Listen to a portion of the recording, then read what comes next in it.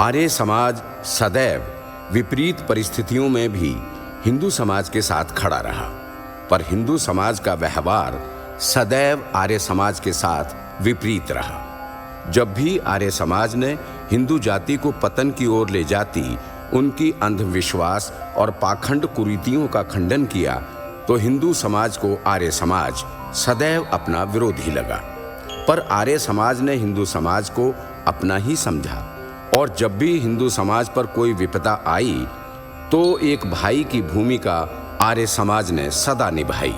इन्हीं बातों को दर्शाती ये नाटिका आपके सम्मुख प्रस्तुत है। पंडित जी, हम आपको अपने राज्य में आर्य समाज मंदिर बनाने की अनुमति नहीं दे सकते, क्योंकि हमारे धर्मगुरु नहीं चाहते कि हमारे राज्य में कोई आर्य समाज मंदिर बने। इस कारण से हम विवश हैं। किंतु महाराज, राज्य में आर्य समाज मंदिर बनने से धर्मगुरुओं को क्या आपत्ति हो सकती है? क्या आपत्ति हो सकती है? अरे आपके हर कार्य से आपत्ति है हम सबको। क्षमा कीजिएगा विष्णुदेव जी, पर मुझे तो ऐसा कुछ भी प्रतीत नहीं होता कि मैंने ऐसा कोई कार्य किया हो जिसके करने से किसी की मान मर्यादा को आघात लगा हो। अरे जाइए, छोड़िए, आप इससे ज्यादा क्या गलत करेंगे? आपने तो पूरी परमात्मा की व्यवस्था को नकार दिया है। अरे हिंदू धर्म की जो परंपराएं, मान्यताएं युगों युगों से चली आ रही हैं, उसका अनादर करते हैं आप। आप होते कौन है ये कहने वाले कि भगवान ने सभी को समानता का अधिकार दिया है? अगर समानता का अधिकार दिया है तो बताइए, फिर हमें उच्च जाति में और उन्हें नीची जाति में क्यों जन्म दिया? बताइए जरा। और वो नीची जाति के तुच्छ लोग हम ब्राह्मणों की बराबरी कर सकते हैं क्या? भला ये विचार आपके अंदर आया कहां से? हाँ, और आप चाहते हैं कि इस घोर पाप को बढ़ावा देने के लिए हम आपको इस राज्य में आर्य समाज मंदिर बनाने के लिए भूमि दे दें? या आपने सोचा भी कैसे? अरे आज आप उन तुच्छ लोगों के मन में उल्टी सीधी बातें डाल के उनके मन में समानता का भाव उजागर कर रहे हैं। अगर आपको यहां मंदिर बनाने देंगे तो कल वो हमारे सिर चढ़ेंगे। ये घोर अपराध कदापि इस राज्य में नहीं होगा। हम कभी भी आपको यहाँ आर्य समाज मंदिर नहीं बनाने देंगे, नहीं बनाने देंगे। हाँ हाँ विष्णुदेव जी एकदम सही कह रहे हैं। अरे हम बिल्कुल नहीं बनने देंगे, बिल्कुल नहीं बनने देंगे। हम यहाँ आर्य समाज का मंदिर नहीं बनने देंगे। हम सब ब्राह्मण विष्णुदेव जी की बातों से सहमत हैं। बिल्कुल सहमत हैं। क्यों जी, आप सब क्या कहते हैं? बोलिए। बिल्कुल हम नहीं बनने देंगे, नहीं बनने देंगे आर्य समाज मंदिर। देखिए, शांत हो जाइए।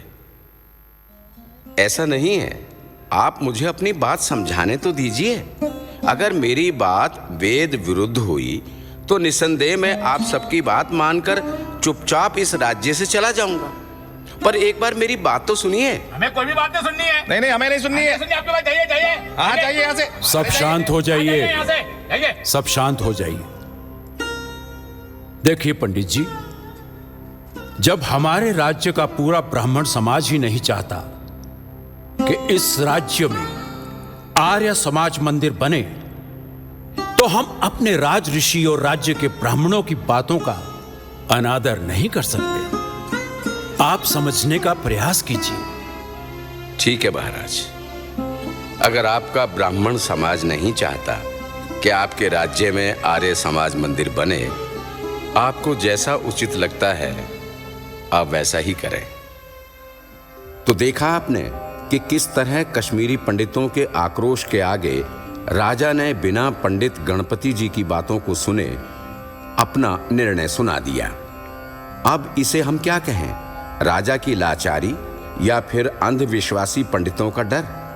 उस समय भारत में ईसाई धर्म का प्रसार प्रचार पुरजोर से चल रहा था। ईसाई धर्म प्रचारक पूरे भारतवर्ष में घूम घूम कर अपने धर्म का प्रचार कर रहे थे और दलित एवं निर्धन लोगों को ईसाई बनाने का कार्य कर रहे थे। और उन्हीं ईसाई प्रचारकों में से एक थे फादर जॉनसन, जो ईसाई प्रचारक का कार्य कश्मीर में संभाल रहे थे। मैं आप सबके सामने आया हूं उस एक ही सच्चे और पवित्र आत्मा के बारे में आप सबको बताने और समझाने कि हम सब उस पवित्र आत्मा की संतान हैं और उसी की प्रार्थना से और उसी पर आस्था और भरोसा रख के हम सब दुखों से पार पा सकते हैं। और आप सबको भी उस रिलीजन, उस धर्म का त्याग करना होगा जिसमें आप सभी को इक्वल यानी बराबरी का अधिकार नहीं मिलता हो। दुनिया में एक यीशु मसीह का ही लोग है हमारे जैसा, जो आप सबको प्यार, रिस्पेक्ट देगा और अपनाएगा। लेकिन फादर, दुख और अपमान तो सदियों से हमारे पूर्वज भी सहते आए हैं। इतना सब कुछ सहने के बाद भी उन्होंने तो अपने धर्म का त्याग नहीं किया, तो हम कैसे कर दें? मुखिया जी, फादर सही कह रहे हैं। ये धर्म, जात पात, ऊंच नीच की नौटंकी अब बर्दाश्त नहीं होती। अरे बिरजू, चुप कर जा। अरे क्या बोल रहा है तू? पगला गया है क्या? क्यों क्यों चुप हूं? हाँ, क्यों चुप हो हम मुखिया जी? मुखिया जी, जो गलती हमारे पूर्वजों ने की है वो गलती अब हम नहीं करेंगे। और अगर फादर हमें अपनाकर इज्जत की जिंदगी दे रहे हैं तो हमें फादर की बात माननी चाहिए। भाई बिरजू बात तो सही कह रहा है, एकदम ठीक बोल रहा है। बिल्कुल ठीक बोल रहा है ये। मैं तो बिरजू के साथ हूँ। मैं भी हूँ। मुझे भी बिरजू की बात सही लगती है। बिल्कुल ठीक लगती है, मुझे भी लगती हम है। सब बिरजू के सहमत हैं मुखिया जी, हम सब बिरजू के साथ हैं। अरे लेकिन ये गलत है भाई। अगर हमारे पूर्वजों ने ये राह नहीं अपनाई तो अवश्य कोई कारण रहा होगा। मैं इस कार्य में आप सबसे सहमत नहीं हूँ। बाकी आप सबको जो अच्छा लगता है वो आप लोग करें। और इस तरह स्वर्ण जाति के द्वारा फैलाई नीची जाति के अपने भाइयों के तिरस्कार की इस हिंदू धर्म की अंधविश्वासी झूठी मान्यताओं को हथियार बनाकर फादर जॉनसन उन निर्धन गरीब सैकड़ों हिंदुओं को ईसाई बना रहे थे। जब इसकी सूचना कश्मीरी पंडितों को मिली तो वो सब बहुत क्रोधित हुए। उन्हें लगा कि अगर सभी दलित ईसाई बन गए तो उनके लिए समस्या हो जाएगी। इसलिए कश्मीरी पंडितों ने इसकी शिकायत राजा के सम्मुख रखी और राजा को कहा कि इस तरह के कार्यों पर रोक लगाई जाए, कश्मीर से फादर जॉनसन को बाहर किया जाए। राजा ने फादर जॉनसन को जब सभा में बुलाया तो फादर जॉनसन ने राजा से निवेदन किया, जब वो सभा में आए तो कश्मीरी पंडित और आम जनता भी सभा में उपस्थित हो। राजा ने इसका कारण पूछा तो फादर जॉनसन ने कहा कि इसका कारण वो सभा में ही आकर बताएगा।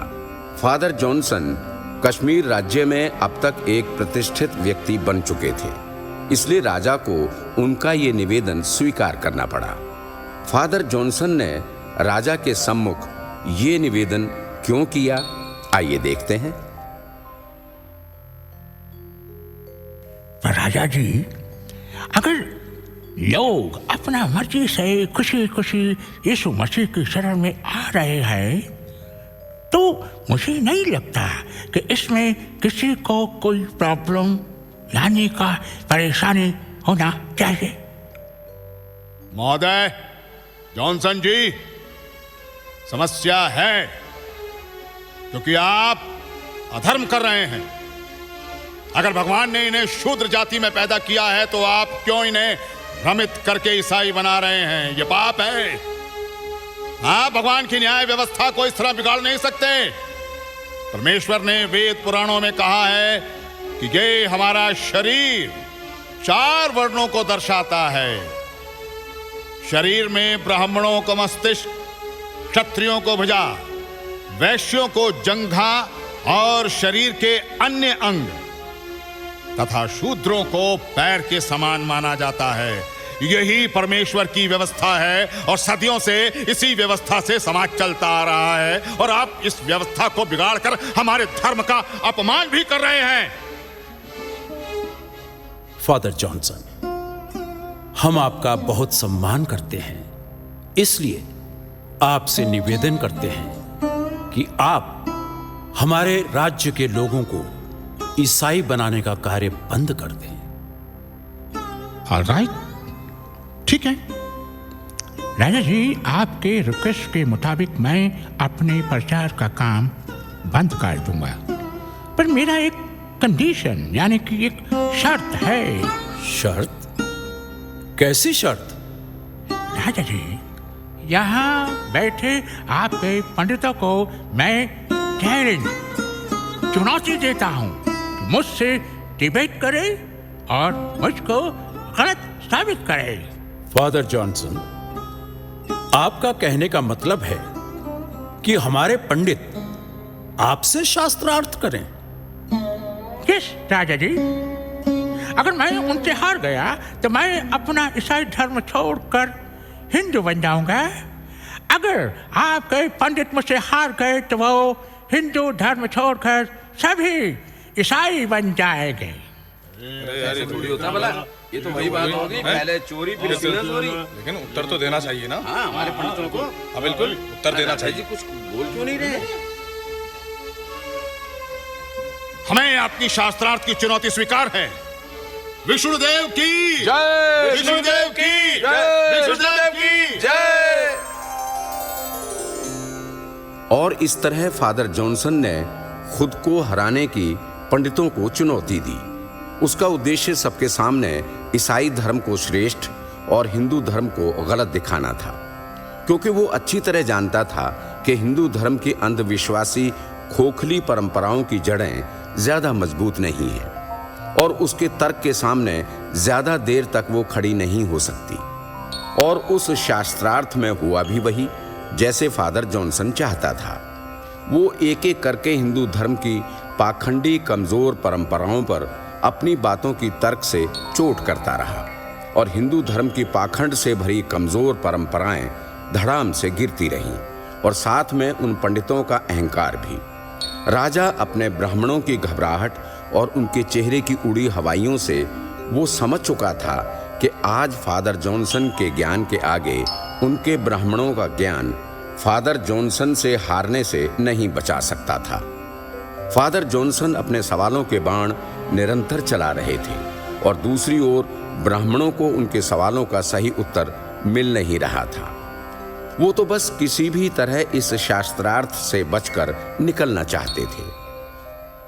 महाराज, पूज्य गुरु विष्णुदेव जी का पूजा ध्यान करने का समय हो गया है, इसीलिए आगे का शास्त्रार्थ कल किया जाए। पंडितों का शास्त्रार्थ से भागने का ये तीर सही निशाने पर लगा, क्योंकि राजा भी समझ चुका था कि पंडितगण हार के भय से इस शास्त्रार्थ से भाग रहे हैं और राजा नहीं चाहता था कि उनके पंडितों का अपमान हार के रूप में पूरी सभा में हो। इसलिए उसने आज के शास्त्रार्थ को समाप्त करने की घोषणा से पहले फादर जॉनसन से पूछा। फादर जॉनसन, क्या इस शास्त्रार्थ को कल पुनः प्रारंभ किया जाए? राजा जी, आज हो या कल क्या फर्क पड़ता है? जो सच है सच ही रहेगा, वो झूठ नहीं हो सकता। मैं तो कहूंगा कि आपके पंडित कल और ज्यादा मेहनत करके आए, जिससे यहाँ बैठे आपके लोगों को मायूस ना होना पड़े। और यहाँ बैठे आपके लोगों को मैं चुनौती देता हूँ कि अगर आप में से भी कोई मुझसे डिबेट करना चाहता हो तो वो भी आगे आ सकता है। फादर जॉनसन की जय! फादर जॉनसन की जय! फादर जॉनसन की जय! फादर जॉनसन की जय! मैं करना चाहूंगा फादर जॉनसन से शास्त्रार्थ। आइए पंडित गणपति शर्मा जी, आगे आइए। महाराज, अगर आप आज्ञा दें तो मैं फादर जॉनसन से शास्त्रार्थ करना चाहता हूं। मुझे कोई आपत्ति नहीं, अगर फादर जॉनसन्स को कोई आपत्ति ना हो तो। मुझको कोई प्रॉब्लम नहीं है, मैं तैयार है डिबेट को। मिस्टर गणपति, आजकल हिंदुओं में लोग जात पात छुआछूत के चक्कर में अपने ही लोगों को अपने से दूर कर रहा है। ये कैसा धर्म है भला? यीशु मसीह कहता है कि इस दुनिया में हम सब एक है, और इसी कारण से ये सभी लोग जीसस क्राइस्ट की पनाह में जा रहा है। तो इसमें गलत क्या है? जहां पर एक दूसरे का कद्र नहीं होता, वहां लोग क्यों रुकेगा? भला बताओ। जॉनसन महोदय, इसे मैं हिंदू धर्म की बुराई नहीं कहूंगा, बल्कि हिंदू धर्म के पतन का कारण कहूंगा, क्योंकि वो भूल गए कि हमारी आर्य संस्कृति ये है ही नहीं, और ना ही विष्णुदेव जी द्वारा कहे गए वर्ण व्यवस्था का वो अर्थ है जिस प्रकार उन्होंने बताया। हमारा राष्ट्र सदैव से ही कर्म प्रधान राष्ट्र रहा है। वर्ण व्यवस्था का अर्थ जाति ना होकर वर्ण का सही मतलब होता है जिसके माध्यम से किसी का वर्ण किया जाए, यानी चयन किया जाए, छांटा जाए, उसको वर्ण कहा जाता है। मनुष्यों के गुण कर्म स्वभाव के आधार पर ही समाज को 4 भागों में बांट दिया गया है। ब्राह्मण, क्षत्रिय, वैश्य और शूद्र के लिए प्रयुक्त कहा गया सही शब्द वर्ण है, जाति नहीं। भाई पंडित जी, अगर वर्ण व्यवस्था कर्म प्रधान थी तो उसने जाति का रूप कैसे ले लिया? यहाँ हिंदू धर्म का दुर्भाग्य है मुखिया जी कि बौद्ध काल और मध्यकाल की विकृतियों के कारण और कुछ वामपंथी लेखकों के द्वारा वर्ण कर्म प्रधान व्यवस्था को जाति में प्रचलित किया गया, और वही विकृतियां हिंदू समाज को आज दीमक की तरह अंदर ही अंदर समाप्त कर रही हैं। और उसी का ये दुष्परिणाम आज हमारे सम्मुख प्रस्तुत है कि आज 2 भाई आमने सामने एक दूसरे का तिरस्कार कर रहे हैं। पंडित जी, इस तरह तो फिर कोई भी मनुष्य अपने कर्मों से श्रेष्ठ वर्ण अपना सकता है। जी महाराज, हमारे ग्रंथों में भी इसका उदाहरण मिलता है, कैसे अन्य वर्णों में होकर भी किस प्रकार अपने कर्मों से वो अन्य वर्णों में गए। विदुर दासी पुत्र थे, तथापि वे ब्राह्मण हुए और उन्होंने हस्तिनापुर साम्राज्य का मंत्री पद सुशोभित किया। महाराज, अगर आज हमारे भाई हमसे अलग हो रहे हैं तो इसमें जॉनसन महोदय का कोई दोष नहीं है, बल्कि दोष हमारा है और हमारे उन स्वर्ण जाति का है जिन्होंने सड़ी गली उन झूठी मान्यताओं के चक्कर में अपने भाइयों को जातिवाद में बांट दिया और उनके साथ सौतेला व्यवहार किया। आज सबसे ज्यादा इन्हें हमारे प्यार की आवश्यकता है। अरे पंडित जी क्या कर रहे हैं? इन्होंने तो छूत को छू लिया। छी छी छी छी, पंडित जी ने तो अपना धर्म भ्रष्ट कर लिया इसे छूत को छूकर। ये क्या किया आपने पंडित जी? ये क्या किया? हम तो ऊंची जाति का बचपन से आज तक अपमान सहे और गालियां सुने हैं, उनका गंदगी उठाए हैं और देखते आए हैं कि हमारी परछाई भी आप लोगों को दूषित कर देती है। पर आपने तो मुझे गले लगा लिया। मुझे छूकर आपने अपना धर्म भ्रष्ट क्यों किया पंडित जी? बिरजू, अगर अपने भाइयों को गले लगाने से मेरा धर्म भ्रष्ट होता है तो मुझे ऐसा धर्म नहीं चाहिए, क्योंकि वो धर्म मेरे अपने भाइयों से बढ़कर नहीं हो सकता। No no no, I can't believe this. मुझको इस बात पे विश्वास नहीं है और मुझे तो ये पंडित भी नहीं लगता है, क्योंकि पंडित नीच जाति का लोगों का परछाई अपने ऊपर पड़े तो अशुद्ध होने की बात करता है, और इसने तो बिरजू को गले लगाया। ये पंडित नहीं हो सकता है, ये कोई ढोंगी है जो ढोंग कर रहा है। जॉनसन महोदय, मैं पंडित हूं कर्मों से और एक सच्चा आर्य समाजी हूं। और आर्य समाज वेदों को मानता है। और वेदों में कहीं भी जातिवाद का वर्णन नहीं है। और आर्य समाज कर्म प्रधान व्यवस्था को मानता है, ना कि जाति प्रधान को।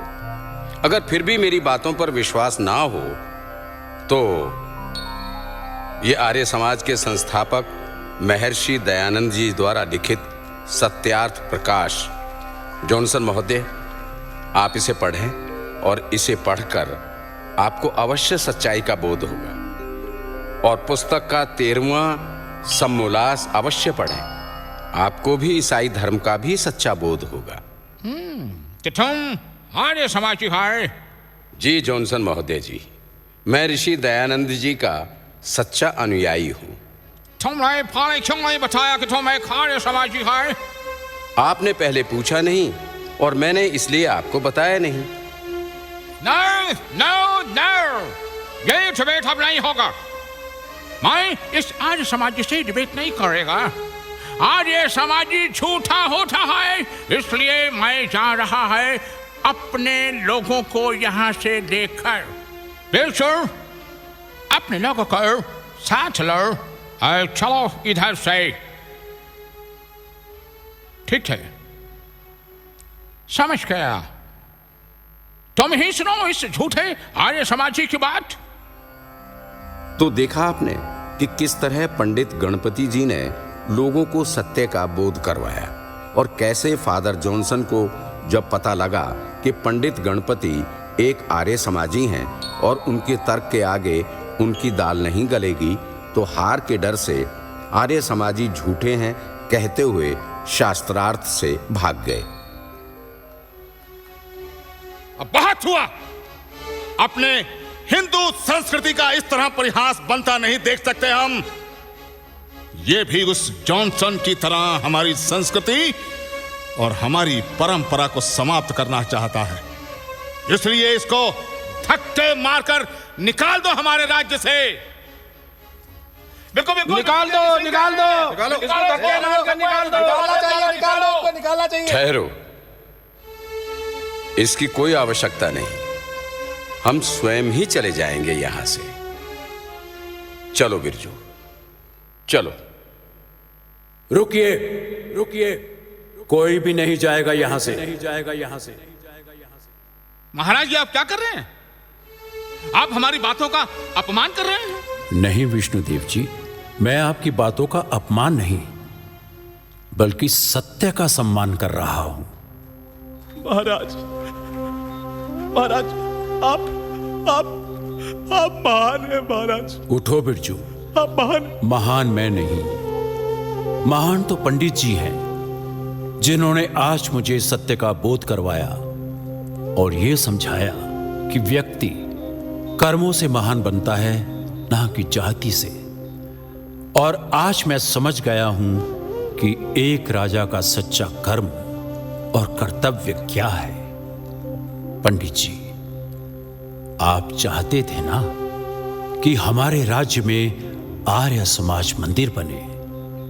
अब मेरी स्वयं की इच्छा है कि आप हमारे राज्य कोष के खर्चे से हमारे राज्य में आर्य समाज की स्थापना करें, और अज्ञानतावश जो हमारी प्रजा अंधविश्वास के झूठे जाल में फंसी हुई है, उनको आप सच्चे ज्ञान का बोध करवाएं। जय हो महाराज की, जय हो महाराज की, जय हो। तो देखा आपने, वही राजा जिसने पंडितों की बातों में आकर पहले अपने राज्य में आर्य समाज बनाने की अनुमति नहीं दी, पर बाद में उसी राजा ने पंडित गणपति जी का लोहा माना और राज्य के खर्चे पर स्वयं की इच्छा से आर्य समाज बनवाने की बात कही। धन्य है महर्षि दयानंद और उनके कर्तव्य पथ में लगनशील उनके अनुयायी, जिन्होंने हर परिस्थिति में आर्य समाज के सिद्धांत पर चलकर मानव कल्याण के लिए अपना जीवन समर्पित किया।